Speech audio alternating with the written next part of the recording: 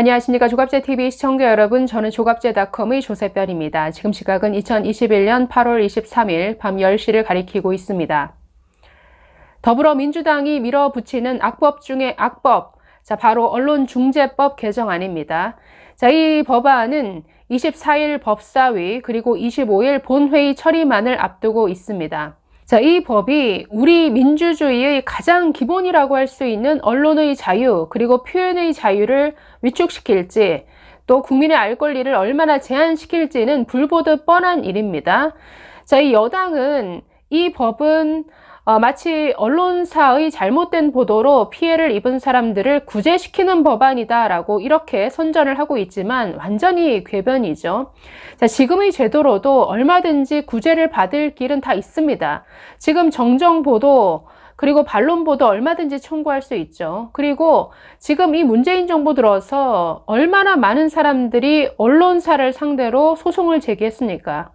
손해배상 청구 소송, 명예훼손, 실질적으로 형사적 처벌까지 받은 사례가 수두룩합니다. 이런 지금의 제도로도 얼마든지 구제가 가능한데, 지금 이들이 밀어붙이고 있는 이 악법은 그야말로 위헌적인 요소들로 가득 찬 아주 수많은 독소 조항들을 가지고 있습니다.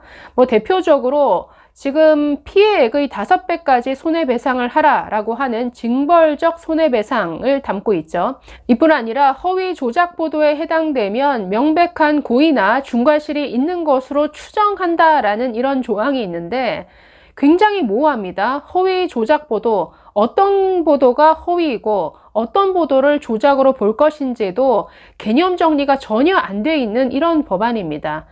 여기에 더해서 마지막으로 입증 책임을 언론사에 지우고 있습니다. 우리가 일반적으로 손해배상을 청구할 때는 어떻습니까?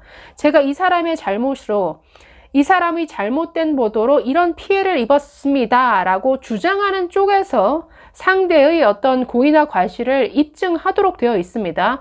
그런데 이 법안은 이 입증 책임을 언론사에 지우고 있다는 것이죠. 그래서 모든 이 법안의 조항들이 전부 위헌적 요소를 가득 담고 있는 정말 악법입니다. 그리고 민주당은 이 법안을 처리하는 데 있어서도 온갖 꼼수를 다 동원했죠. 민주적 절차 다 무시하고 공론화 과정 다 생략한 채 아주 숫자만을 믿고 밀어붙이기를 하고 있습니다. 문제는 지금 이런 악법이 통과되기 직전인데 그동안 이 제1야당인 국민의힘이 보여준 모습은 너무나 무기력했다라는 것이죠.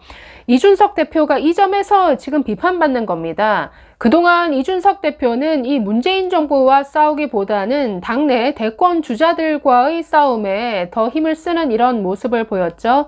사실 아쉬운 대목들이 너무 많습니다. 드루킹 댓글 조작 사건이라든가 청주 간첩단 사건, 또 한미연합훈련 축소 문제와 같이 우리 안보와 직결된 문제, 우리 체제 수호와 직결된 문제에 있어서 너무나 소극적으로 대응해 왔죠.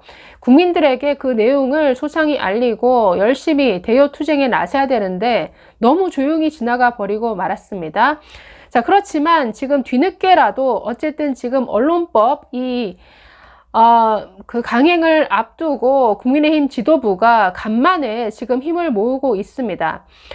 이준석 대표도 지난주 국회 그 소회의장 앞에서 피켓을 들고 시위하는 모습을 보였는데, 지금 국민의힘 13명의 대선 주자들이 지금 다 함께 힘을 모아서 이 언론법 저지 투쟁에 나서겠다라고 나서고 있습니다. 지금 가장 눈에 띄는 사람은 역시나 윤석열 전 총장 그리고 최재형 전 감사원장이 가장 앞장서고 있는데, 윤석열 전 총장 22일 국회에서 기자회견을 열어서 이렇게 입장을 밝혔습니다. 이 정권이 무리하고 급하게 이 언론재갈법을 통과시키려는 진짜 목적은 정권 말기 권력 비판 보도를 틀어막아서 집권 연장을 꾀하려는 데 있다. 권력 비리를 들춰낸 언론사가 징벌적 손해배상으로 수십억 원을 토해내는 위험을 감수해야 하는 마당에 언론사와 기자의 취재가 위축될 것임은 불보듯 뻔하다.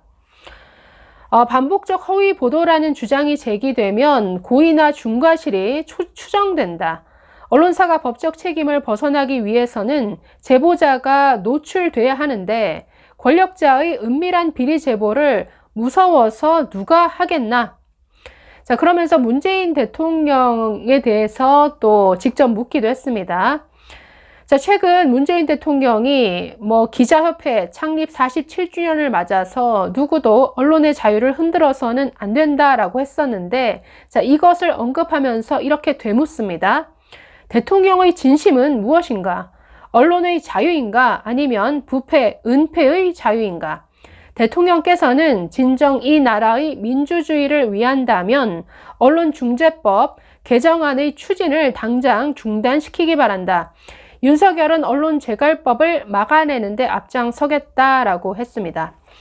자, 역시 최재형 전 원장도 페이스북 글을 통해서 25일로 예정된 국민의힘 대선 후보들의 비전 발표회를 미루고 공동 저지 투쟁에 나서자라고 이렇게 제안을 했습니다. 자, 최 전 원장은 이미 사법부를 신여로 만든 문재인 정권이 언론에 재갈을 물려 영구 집권을 시도하고 있는 긴급한 국가적 위기 상황 앞에서 후보 13명은 각자 대응할 것이 아니라 하나로 뭉쳐야 한다라고 강조했습니다. 자, 역시나 지금 야권이 다 반발하고 있습니다. 국민의당, 정의당까지 지금 이 법 통과에 아주 반발하는 이런 목소리를 내고 있는데, 국민의당 안철수 대표도 페이스북을 통해서 언론중재법은 검수완박, 즉 검찰 수사권 완전 박탈에 이은 언자완박, 언론자유 완전 박탈이다라고 했습니다. 자, 그러면서 국가가 표현과 양심의 진위를 감별하고 국가가 언론사의 생사 여탈권을 준다는 점에서 이 법의 수혜자는 국민이 아니라 권력자들이 될 것이다. 현 정권 핵심 인사들의 퇴임 후 안전을 보장하려는 언론 탄압법은 당장 철회되어야 한다라고 강조했습니다. 자, 국민의힘 김기현 원내대표, 자, 역시 국회에서 기자회견을 열었는데요. 자, 민주당이 국회 문화체육관광위 안건조정위원회를 일방적으로 진행해서 안건을 의결했다. 헌법재판소에 권한쟁의 심판을 청구하겠다라고 밝혔습니다. 저희 민주당은 숫자만을 앞세워서 지금 이 언론중재법뿐만 아니라 온갖 악법들을 지금 다 통과시키려 하고 있습니다. 지금 그동안 야당 너무 무기력한 모습을 보여왔는데 지금부터라도 정말 좀 사활을 걸고 확실하게 투쟁하는 이런 모습을 좀 보여줘야겠죠. 그래서 함께 정말 이 체제 수호와 관련된 문제 아닙니까? 이런 문제에 있어서는 정말 옛날에는 정말 목숨까지 거는 이런 정치인들도 있었죠. 이런 정말 야당다운 모습을 보이면서 그 안에서 좀 단합을 추구하는 이런 모습이 좀 보여지기를 바라봅니다. 감사합니다.